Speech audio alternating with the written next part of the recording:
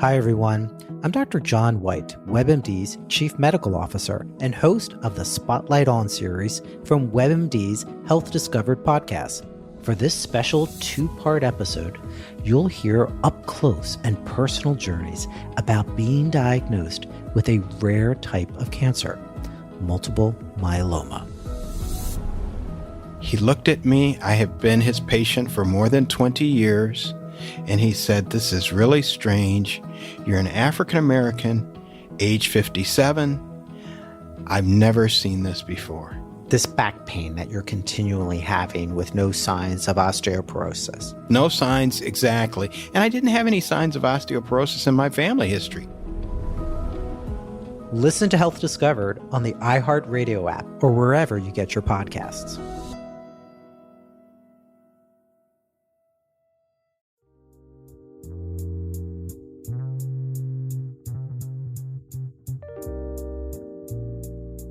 Hello, and welcome to the Proactive Caregiving Podcast.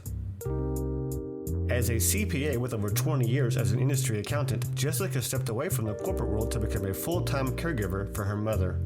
Having learned invaluable lessons along the way, she is now here to share those with you and to invite you to join her on this caregiver's journey. Here is your host, Jessica Cannon. Hello, everybody. I am so glad you're here with me today. I am the Proactive Caregiver, and I specialize in educating others on how to be proactive by empowering you, the caregiver. If you cannot take care of yourself, then you can't take care of your loved one. So today I wanted to talk to you about caregiver building relationships. This is more so to help prevent the loss of relationships and maintain connections. And the reason for this is, in my experience, I've learned we all see the world from different perspectives. We all have different aspirations or goals in life toward family, career, seeking a career, seeking adventure. But even in all these differences, we still need one area to work in order to bring our goals to fruition, and that is building relationships. Some are easy to build because that newness led by the curiosity, but others are really difficult to maintain. And the difference in maintaining relationships while caring for aging parents, I feel like it comes from this motivational factor. When we go beyond trying to be the favorite child, even as adults, I know I've had that feeling myself, and then get into the work that's involved with caring for our parents, our motivation shifts. And sometimes that shift may cause relationships to be a casualty of war. Our focus of we becomes I, which introduces the powerful I in team. From that point on, the best care plans are thrown out of balance. So today, I invited Leslie McLeod, a writer, artist, mom, and co-owner of a technology company, to come on the show with me to share her firsthand experience in building positive relationships. Out of caring for her parents from challenging experiences with her siblings came a passion to write a book to help others build relationships while caring for their aging parents. Because, to be honest, relationship damage happens to the best of us. But there are ways to learn how to navigate the pitfalls to prevent the damage or loss of our loving relationships. So for that, thanks for coming on with me today, Leslie. I appreciate it. My pleasure. It's great to be here. So, as I mentioned, you are an artist. And one of the areas I wanted to touch on before we get into the nitty-gritty is how you use your artist nature to influence others or even help to relieve some stress. I gave that question a lot of thought. And I've got to say that I don't have the answer that as far as relieving stress, but what it occurred to me in your asking the question was art is the language of our family culture. I'm one of 5 siblings, And my mom was an artist always. She was a sculptress and a painter, and she surrounded herself and all of her loved ones with beauty always. The home was beautiful. There were just beautiful artwork everywhere. And the five of us all share that common artistic nature, very talented, very creative bunch of kids. And some of us are more for interior design. Some of us are photographers, writers, musicians, visual artists as well. And that became something that we could talk about. That became a common caregiving tool and theme when we were dealing, especially with my mom. Art and beauty was critical, and it entered our discussions and our decisions organically, because that was how we had always communicated. My mom, as a visual artist, the beginning of our caregiving journey was very sudden and episodic when she became hospitalized after an overdose of blood thinner. And so she was in the hospital before I was even ready to deal with the fact that maybe she was falling apart. Wasn't going there. Denial, big factor for me. Of course. And so she was there in the hospital. All of a sudden, we were caregivers, whether we wanted to or not. We had to do something with mom. But the interesting thing was, and one of my other siblings is a visual artist as well, when mom couldn't even remember our names necessarily, we gave her a People magazine. She flipped through it, and we said, "Who's that?" And she said, "Hugh Jackman." Flipped it over. "Who's that?" "Shania Twain." No problem. She could recognize the photographs when she couldn't even connect with us in real time. She didn't understand medical jargon, but when they showed her the x-ray of her hip, she said, oh, I can see that. That's a problem. That's interesting. Yeah, and it was my artistic sibling that pointed out, look at how mom is reacting to visual cues in that way. So that gave us a commonality of language. We created beauty in mom's space when we had to put her to a different living facility. So that was an important thing that we could do together. The other point that I thought of was negative space. Have you heard of that concept? Yes. Okay, in art, not everybody has, so I'll just explain. When you're talking about a subject, like my pictures in the background, I did not paint those. Audubon did. I wish I had. But the subject is the birds and the shrubbery. Negative space is the spaces around it, the blank spaces in this case, that help define the shape of the subject. In my mom's case, her absence created a negative space in our lives that helped shape and define us as subjects. When she passed away about a year before my dad did, so much of our focus was on her and the artistic nature that we were receiving from her. When she was gone, my dad blossomed in the area of art. He was a scientist and a businessman, and we had never acknowledged that he had an artistic nature. I never even considered it. With her gone at the assisted living facility, he was painting pictures, and those were treasures. He was dancing with the physical therapy staff. He was tapping his toes to music at the concerts they take him to. He was glorying in fun music. This artistic nature blossomed in the negative space that my mom's absence created. So the question, I guess, for some people is, what's your family's native language? Ours was art. Is yours sports? Is yours animals? Is it politics? Is it music? See if you can, when you're having struggles communicating, maybe grasp on to that core of whatever your family's culture is. What binds you? What do you have in common? How can you talk about it in a way that's comfortable for everyone? That's awesome, because that's one of the areas, and that's why I want to encourage other caregivers to embrace their creative sides. And if they feel like they don't have a creative bone in their body, it really, finding your interest and trying to go in a direction. And for me, I started with paint by numbers, something small, but even that helped blossom into something else that gave me that kind of a spiritual, calming kind of connection to what I was dealing with, what mom was dealing with. Unfortunately, trying to translate that and have mom join with me, it was hit or miss, but absolutely there were days that the artist side of her connecting, trying to find something that she would be able to communicate with, comes back. And so I love that you shared that with us. So As you mentioned that you were kind of thrown into the caregiving. It wasn't something family planned, which often is an issue for others. Life happens when we least expect it.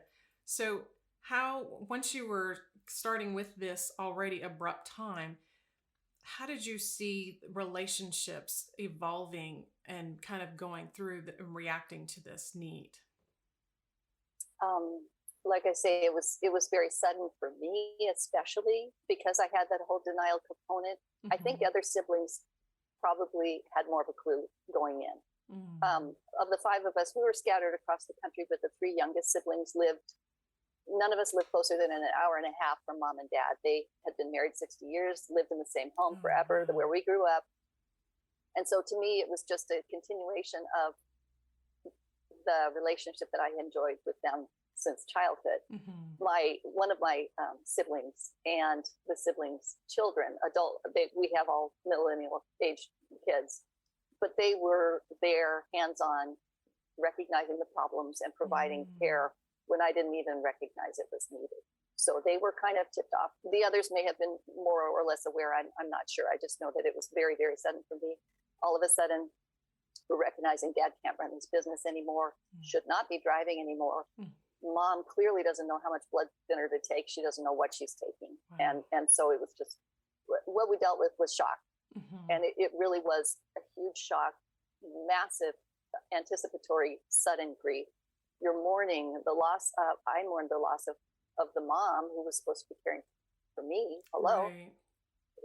And so each of us, I think, was shocked and devastated and reacted out of our own emotional place. And so we had to we all loved our parents and wanted what was best for them. So that was the common ground. Good. And clearly we were all on the same page there. How we got to that, what that looked like, what it meant to us, and how we reacted amongst ourselves varied quite widely, and so, right. So we communicated pretty well. We were all fairly close coming in, but there were, even though there were five of us, there may only be two in your family. There may only be one, which presents a whole different set of issues. Right. But there may be only one that really looks at things from a different way and is harder to deal with. And that was my case personally. There were four of us that we just were in sync from the beginning. And we just tackled these challenges as they came, considering what was best for mom and dad. We used email, we used, written communications to make sure everybody is all talking about these issues and has an opportunity for feedback. And so that part was excellent. But we did have the one that was out of state, that didn't necessarily have boots on the ground, and would tend to be a little more judgmental, a lot more judgmental when it came to one of the grandkids that was trying to provide research and support. Didn't care for that. So there were some sparks flying at that point, just coming from logistics and different dynamics within the family. Right. Yeah. And and that's the common part of it.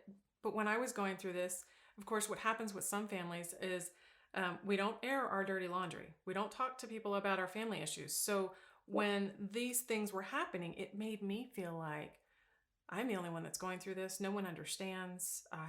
I have two siblings, and then trying to understand the dynamics with each one of my siblings and their connection to our mother was that, like you said, that added some sparks, because even if we could agree on what needed to be done for her best interests, how we got there was difficult because each one had a different relationship with mom.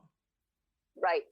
That's the title, Different Pages. That's really where we came from, was we may have the same goal, but a very different perspective, different parents, really, in some ways. Yeah. Right. Just in terms of where we were in the lineup, where they were at when we were children, and then proceeding from there as adults. So many dynamics there. So as you guys continued to kind of go through your caregiving journey, did you notice any specific level of degrading parts of the relationship, or bickering, or certain things that were coming up a little bit more often? I wouldn't say so. That wasn't really so much our issue, because most of us that had the boots on the ground were actually coordinating very well and communicating Good. well. So it was only when the out of state one would come in and try to, stir things up or fix things, whatever that became Creates more of an issue. So not so much the bickering, that really wasn't our dynamic. good. As I've done research though, and talking to other families, I've interviewed dozens of families that have different sibling dynamics. And I got a whole chapter called Dynamite Dynamics, because what you're bringing in to that, really, this is a project. This is a sacred assignment.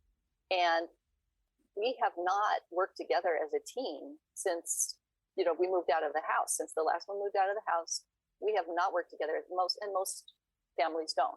We coordinated, I think, a 50th anniversary party for mom and dad, and that was about it. So since then, and that was a real different set of decision-making factors there. So this is just a perfect storm that sets itself up for conflict, because you've got tremendous anxiety. You've got emotions that are bouncing off the walls, all kinds of different exaggerated emotions. You've got a rusty decision-making mechanism. You've got family of origin issues.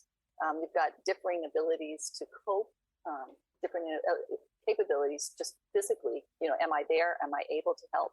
Are you helping more or less? There's just a lot of different expectations and assumptions that all go into this unique situation, and nobody comes at it with a precedent. Most of us don't come in at it with a plan at all. And so we're coming at this thing cold, and we're not prepared. And so we kind of just get into the mix this whole variety of really very unique features that you have to deal with. So I would say as adults, we kind of move into our own lanes, and we set up comfortable communications with our siblings. So that may look like talking to your sister every day. Maybe that's the relationship. Maybe I just do a video chat with my brother once a year at Christmas. That's good. Maybe I just send a Christmas card to the one that's AWOL. That's fine. Hope she gets it. Right. So we set up what's comfortable for us in our family. And so, you've got the family of origin, was the baby favored? Do I still resent her? Yeah. Was she the bossy one, the oldest one? Was she way older? Do I have kind of a mom thing? Do I look at her like a mom in some ways? Yeah. Do I resent her for being so, whatever? There's the drama queen. Everything's always been a crisis, and it's always been about her. So she's going to bring that into this dynamic, and I may already have my eyes rolling before she even gets in the room. So there's that. There's the one that just couldn't deal. She never could deal. So she's pretty much AWOL. She's just not even part of it, but we have to include her. Right. So boys versus girls. If there's a pile of boys, you've got a football team there, but there's one girl, they're going to expect her to be the caregiver. So, there's just all of those expectations coming from childhood that you bring into this very unique and very volatile situation. All of them come into play.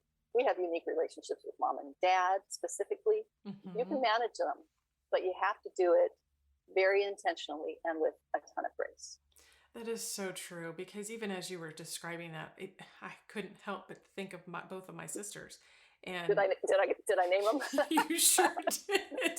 You sure did. And even the moments that we dealt with and going through, as far as not being emotionally capable of dealing with something and stepping away, versus someone who wasn't really willing and able to deal with mom because of her dynamic with mom. Right. I mean, she was physically here in town and able to care when it came to, I can help clean her house, I can help cook some meals if that's what you need, I can buy groceries for it. But the actual interaction with mom was a little challenged and strained. And so our approach to it growing up, and it didn't dawn on me until, gosh, so many years into this, that I started to hear almost like a broken record. Like when we were children and the arguments that would come up. You always do this. You never listen to me. It's always your fault. And so during caregiving times, I started hearing those same kind of statements again, but entirely different situations happening. But it was that knee jerk, that kind of emotional boomerang that came right back, and we were having that same, those triggers, and not being in a position where we were, either one of us, emotionally capable of recognizing that we were getting triggered, what that trigger was even about and how to deal with that trigger so that we could see mom and her needs, not, being blindsided with our triggers. Right. And caught up in our own filters. Exactly. It's about me. How do I feel about this? What's happening? Exactly. To me? And so it's real hard. It is very hard because not only are you dealing with that area and trying to deal with your filter, and you're also dealing with a level of convenience, because part of that trigger with the filter was my convenience is being interrupted. What do you mean? Being that, so we would have some arguments of who was the closest one, who was more available, who could, and thankfully, it never became an issue of financial, who could provide more funds or anything like that. It was more of providing of ourselves.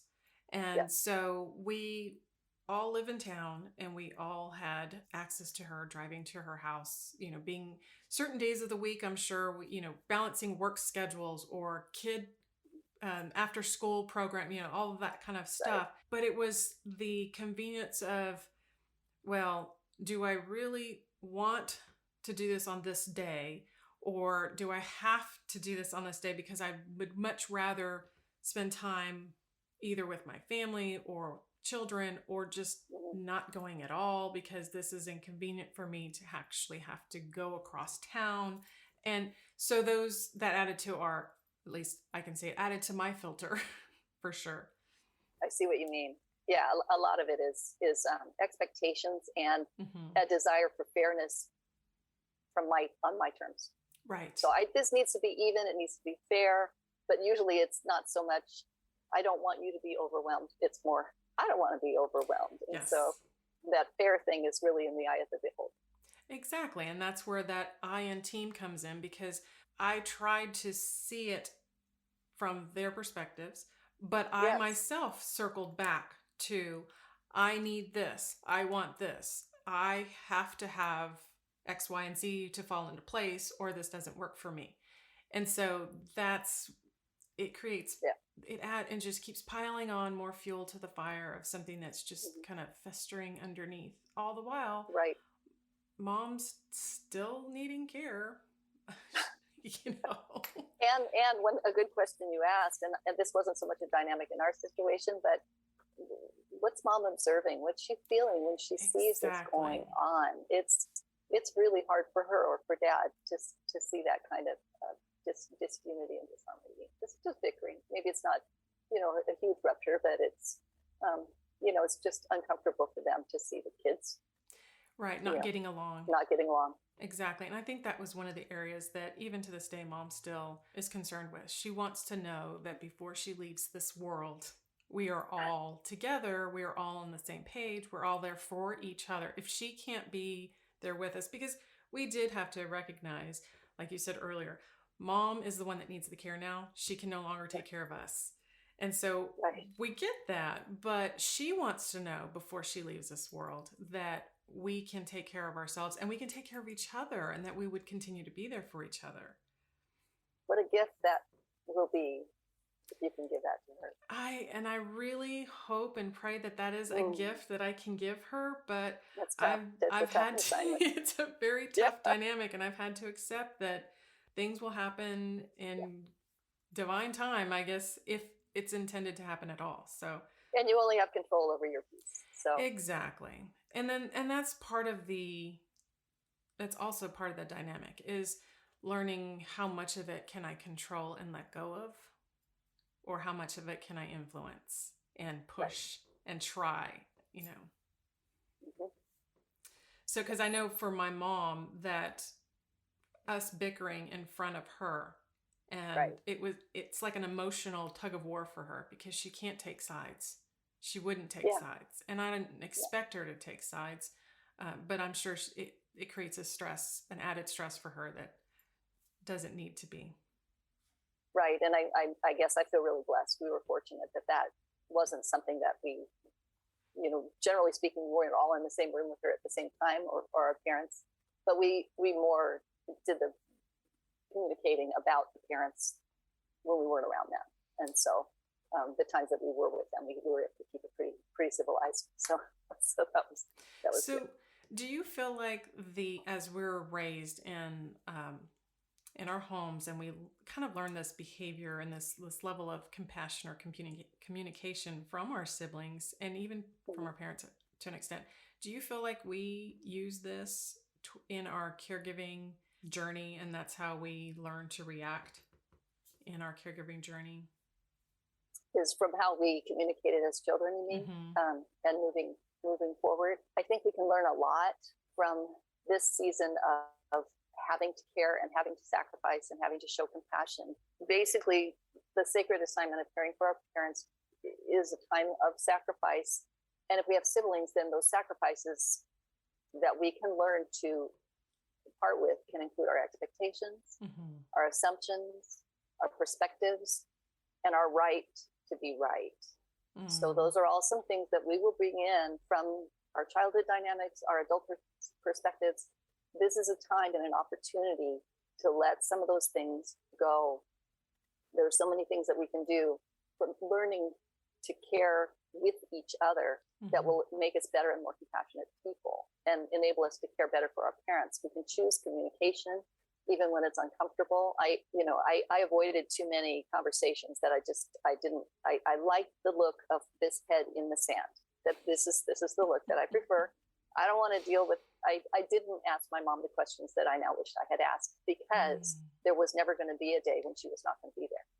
I just didn't want to acknowledge that. Right. Death was unacceptable. And so to say, hey, why don't you tell me a little bit more about cousin Martha? How do I need to deal with her? Didn't want to have that conversation because it wasn't going to happen. Right. So those are conversations that I should have had with my parents, with our siblings. Hey, the one sibling was aware mom and dad are falling apart. She was setting off alarm bells that we chose not to hear. I chose not to hear.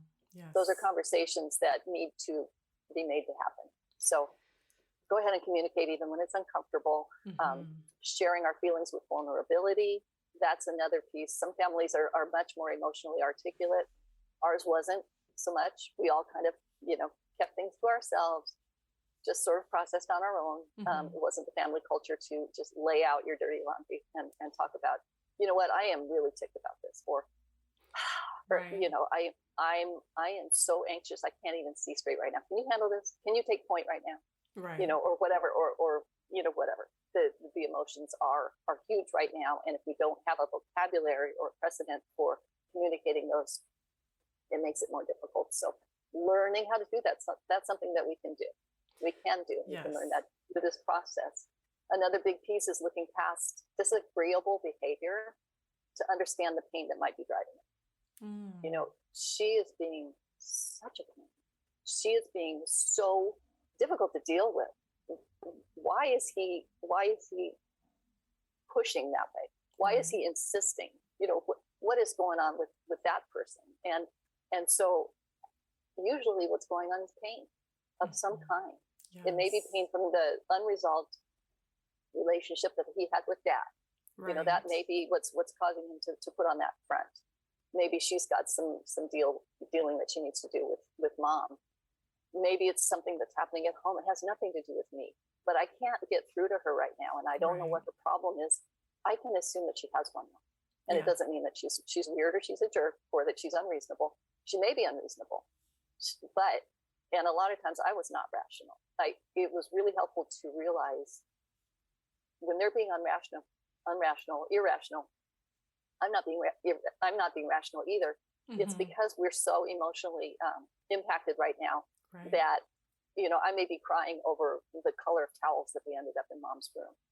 She wanted green and they're blue, and I'm falling apart. Well, that's just grief, and that's just unresolved issues coming out to the forefront. And so when somebody's acting weird, just giving ourselves that little extra bit of compassion and grace to recognize that there's a reason.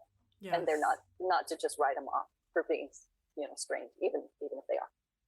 Because I'm strange half the time too. Praying for our siblings when we hit a wall with them, that's really important. I can only be mature to a certain extent. Yeah. And I'm going to reach the end of that pretty quick. Oh, yeah. And so I need divine intervention sometimes, and so do they.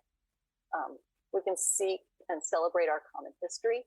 Mm-hmm. We can do that. Take that language that we have, remember some of the fun stuff, talk about, things that gave us joy when we were growing up, and restore those bonds that we had based on the positive things from our history. And we can nurture a future without our parents. I certainly didn't want to consider that there was a future without our parents, but honestly, it's really healthy to recognize someday we're going to be orphans here. Mm-hmm. We're going to be just us. There's going to be a time when we are the family. And it was just interesting to see the way our family recalibrated itself without the hub. It was always mom. Right. With her removed. Again, the negative space. We created new spokes and learned how to communicate directly in a way that ended up actually being kind of beautiful. So look towards that and know that may happen. And what can you do to help create those ties and those conversations and relationships now that are going to serve you in the future. Right. So those are some thoughts. Thank you so much for putting it in that way too, because I realized at some point, a lot of times I wouldn't approach my sisters and speak to them and tell them how I felt, especially if I was angry or irritated with their actions, because I felt like if I mentioned something, it was automatically going to put a spotlight on me, a spotlight on my actions, because at that point it was neither one of us would hear each other, and it was more of the pointing the fingers. Well, you used to do this and you always do that, instead of saying, okay, this moment right now, this sounds really weird for you to be angry or upset, so clearly there's something else underneath that's causing this. I didn't see that till much later in life. And of course, at the time that our relationship was just exploding, after imploding for so many years, it was shortly after our dad died. And so the three of us were in this moment of grieving. And so, and trying to take care of mom, because dad passes. And even though mom and dad had been divorced for many years, 10 years, I think, by the time he passed, all of a sudden mom was this grieving widow overnight. And so we all tried to step in to care for mom. And that's when all of the real sibling rivalry just was at the height of anything we've ever experienced. Even as kids, we would always argue and be able to get over some of the things, or it wasn't as big enough of an argument to hang on to that resentment and hold the grudge, so to speak. But now it was like the emotions were so incredibly strong and the wounds were way deeper than ever before. And it just made everything feel like this wound is never going to heal. This wound is never going to go away. But that's because we were trying to deal with these trigger points at the same time of grieving at the loss of our father. So, and I think that's not uncommon. Exactly. The emotions are so over the top, and we're handling those, and we don't even recognize them. We don't even know what's going on, and so we're not at our best in terms of relationship building and communicating, and just giving ourselves and them the grace to know that going in is really helpful. Right. It's helpful, but it's difficult to understand that I can give grace, or what does that grace in this moment to this person, what does that actually look like? How can I give them grace and have them recognize that I'm giving them grace, instead of it coming across as more of a different approach to have the same argument the different way. And it's like, no, that's not what's trying to happen here at all. But I have had to resort to the fact that prayer is, I can only, just as the way you put it, I can only be mature about a certain situation so far, and for so long before I just, I've got to let this go and put it on the altar and just pray and see what kind of comes out of that. But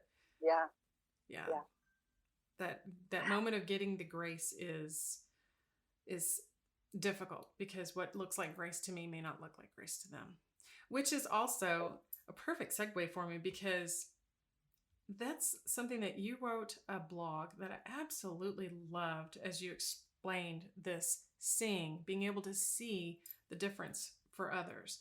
And one of the quotes I jotted down was, you ended this blog with, God give me the eyes of compassion to look for the difference. And this to me was such a lovely end prayer to your blog, the eyes to see the difference. Can you explain a little bit more about that blog and how you saw the difference in the person that inspired you? It's very applicable to our situation here. It was totally unrelated, but my husband and I had gone to a restaurant and went into the front. There was a gal at the reception desk, and we had tickets, and she explained that, these are the options. You've got these 5 choices. Turn in your ticket, and you can get those choices of breakfast item. Only she was super grumpy. She didn't want to entertain any suggestions of change. Nope, this is what you get. You don't get fruit with that. Sorry. Monotone, very unpleasant. So we thought, okay, so we sat down, had our breakfast. Unfortunately, we had to come back the next day. And I thought, oh boy, we get to deal with Miss Sociable again. My husband is so much more observant and compassionate than I am, just for the record. I'm thinking, man, she's a pain. We get to her, and she got up to grab something, and he said, how is your foot today? I noticed you had that orthopedic boot on. That's got to really hurt. And she just, it gives me tears. Somebody cared about her. Somebody saw her and noticed that she was hurting. She wasn't grumpy. She wasn't surly. She was hurting. And some compassion. She blossomed. She said, oh, thank you. No, I stepped off the ladder wrong. I screwed it up. It'll be okay in a couple of days. And my boss is being really nice to let me continue to work, and I can just sit most of the time, but sometimes it really does hurt. So thank you for asking. And she sat us down, and she said, you guys can sit wherever you want. Without even asking, she gave me the substitutions that I had wanted the day before, put them on my plate. I wasn't nice, certainly, but my husband was. And so she just responded to that moment of caring and seeing her, and seeing past her grumpy exterior to see the pain that was behind it, which is so relevant to what's happening with our sibling. Exactly. Here. And that's, so love God that. give me the eyes to see the difference. Are we talking grumpy and surly, crabby, nasty person? Or are we talking somebody that's just barely hanging on and that's hurting it and that needs compassion? And that is a lesson that I learned the hard way. And I wish to God, if I had that magic button that I could press and go back in time, there's specific moments that I wish I could have done that. God, give me the eyes to see this differently, because I didn't see the pain. I didn't see the hurt. I reacted instead of trying to be proactive in our relationship and help the communication. I was reacting my pain to her pain. And it just, it's like throwing a bomb on the other side of the wall, and the fallout was just so incredibly horrible. That relationships are destroyed. Can I ask you a question? Sure. How are you at apologies? I'm terrible. That's a great question. Because years ago, not being able to recognize someone else's pain, I was in that mindset that I didn't do something wrong.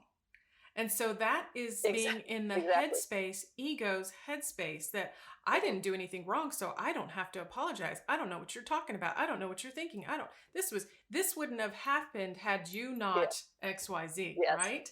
Yeah. But now, hindsight, that I'm able to look back all of this to these situations that we had and the arguments that we had and what we were arguing about and what I was understanding at that moment, that point in time.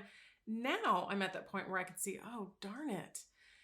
She really felt this when it was not that, what I thought, or I should have said this instead of that, or I should have done this, or I should have just hugged her and said nothing, and then years later, trying to apologize, I can only imagine that they're still in a position of pain and hurting, because now that I'm ready to own up to my actions and my words, my hurt towards them, it's not being received.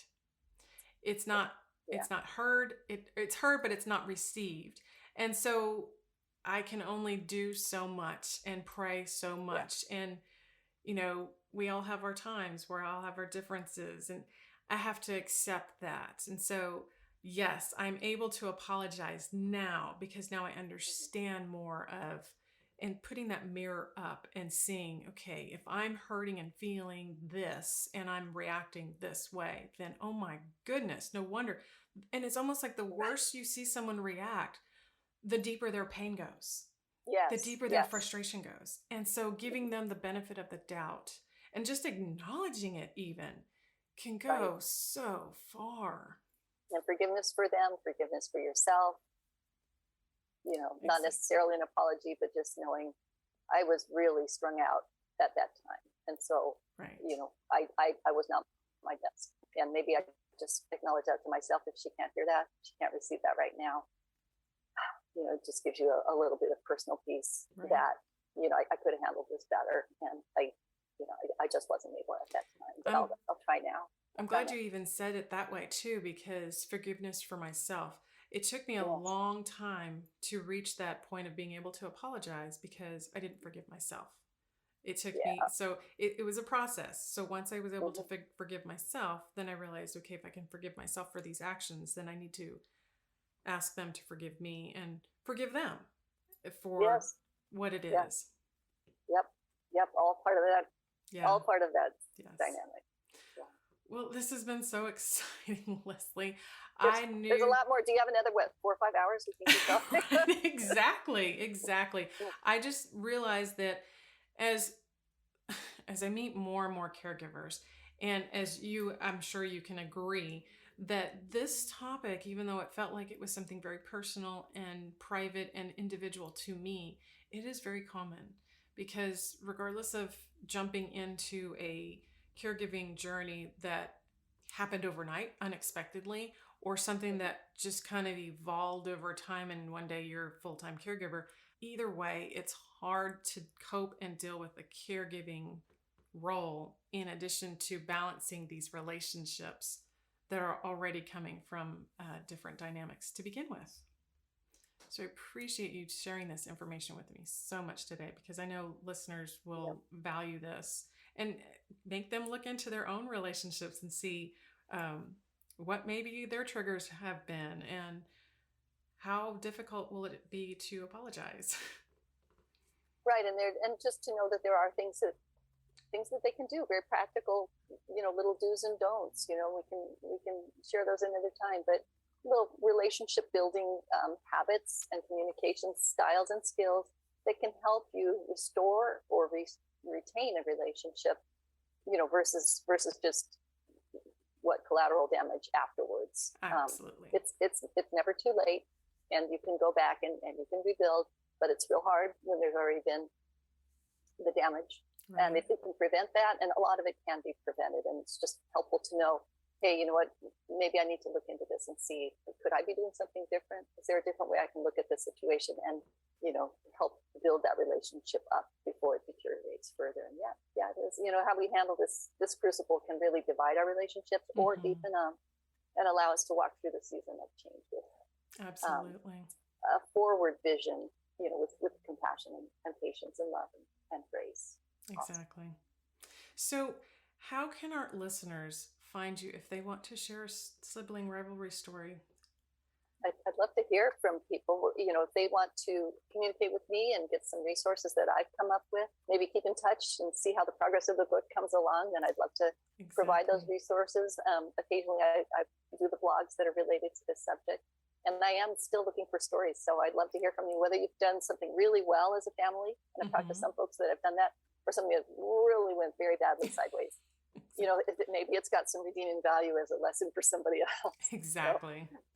So you can find me at my website. That would be great if you could subscribe to my blog or communicate, send an email there. It's LA. I'm Leslie Ann, so it's LA. I'm also from Southern California, so if that helps you remember, LA McLeod. So it's LA, and then it's MCLEOD.com, LAMcLeod.com. And then I'm also active on Facebook, and I keep a public page there that you're welcome to go to. And I believe it's Leslie.McLeod. And you can also find me on Instagram, I think it's McLeod_Leslie there. Yes. So, okay. Perfect. Well, thank you so much for joining. I appreciate every bit of this information, because it's helped me in thinking through some of this. And I know it's going to help others. Yes. I hope so. It's been a blessing. Thank you so much for having me on. Definitely. Thank you for joining in today with us, and I hope this gave you a little bit more food for thought. So until next time, be proactive. Take care, everybody. Thank you for joining us today. We really hope you've enjoyed this episode. To learn more about proactive caregiving and to hear other episodes of this podcast, please visit www.jessicalizelcannon.com. This podcast is produced by Cannon Light Media, LLC, www.cannonlightmedia.com. Music provided by Chris Paradise.